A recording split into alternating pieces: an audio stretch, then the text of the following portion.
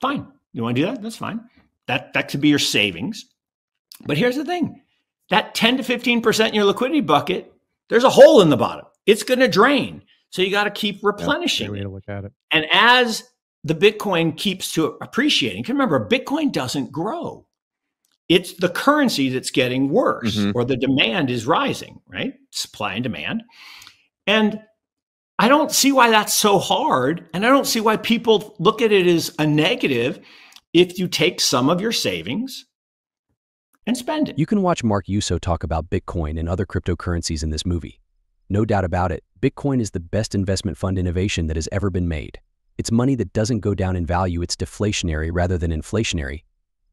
As the saying goes, when do you spend your savings? The answer is when you need to buy a house, send your kids to college, or go on vacation. So this whale that got it for what seemed like 70 pennies, Mark Yusko disc talks about it. So please watch the whole movie, like it, share it, and subscribe to our channel.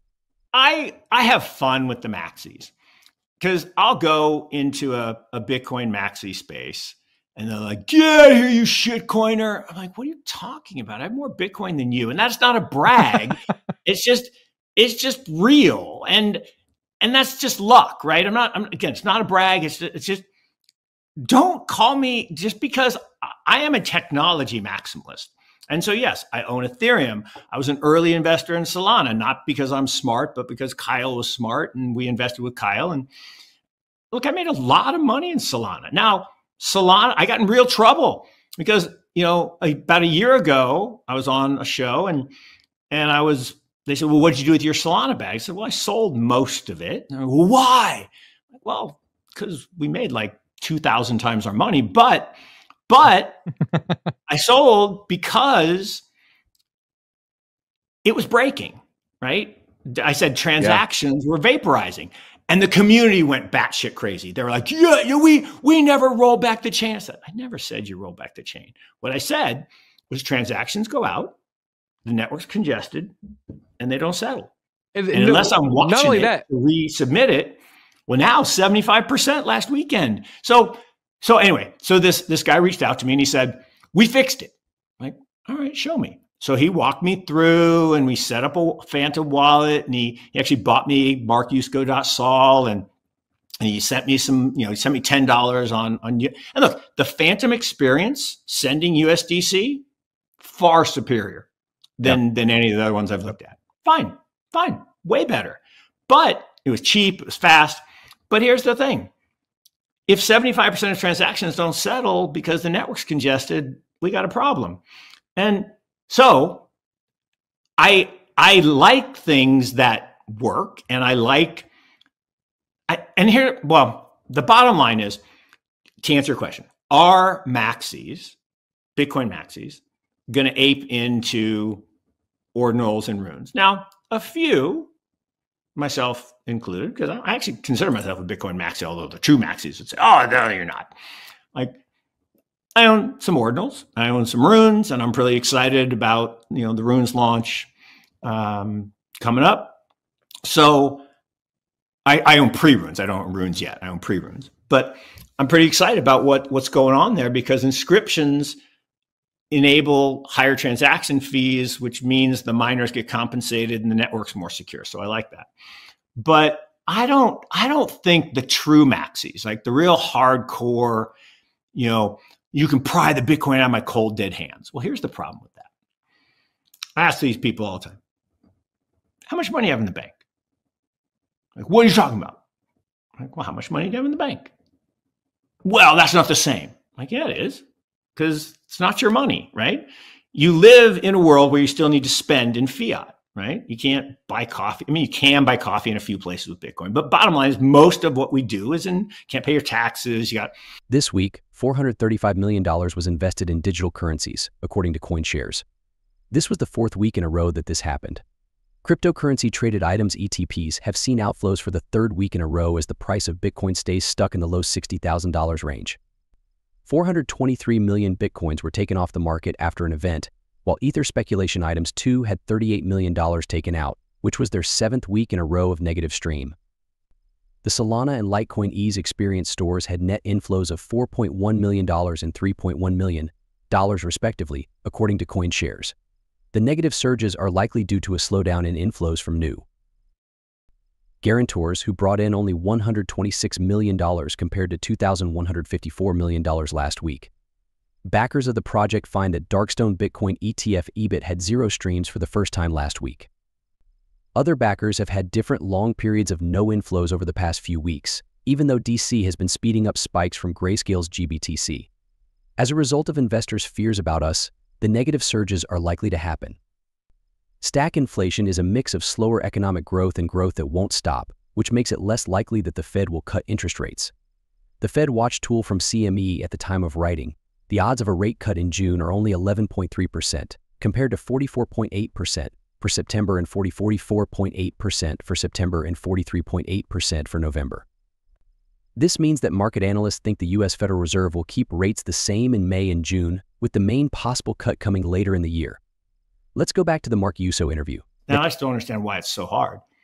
Bitcoin is the best savings technology that's ever been invented.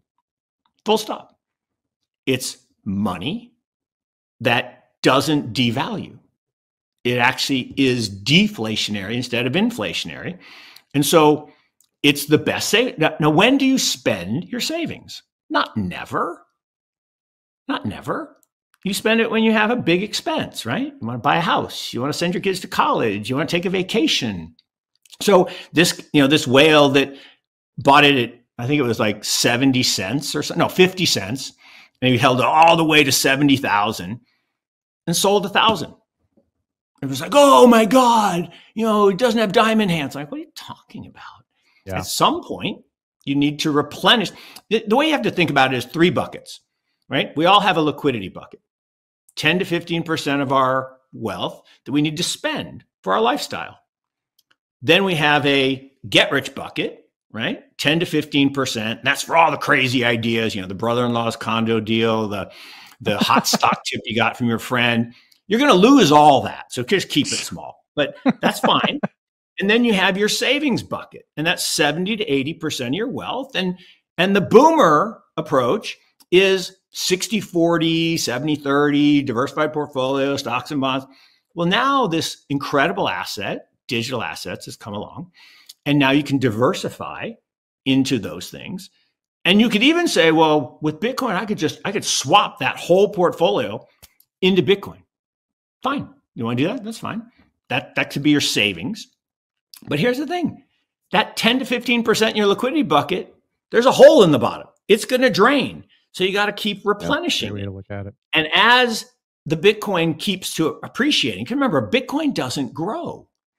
It's the currency that's getting worse, or the demand is rising, right? Supply and demand. And I don't see why that's so hard. And I don't see why people look at it as a negative if you take some of your savings and spend it. Bernstein analysts said that the current drop in Bitcoin ETF inflows isn't the start of a bad trend, but rather a temporary pause before BTC continues its bull run. In a note to clients, Bernstein analyst Gam Chugani and Mickey Capra said, "We don't anticipate the Bitcoin ETF slowing down is a troubling trend, but rather a temporary delay before ETF become more incorporated."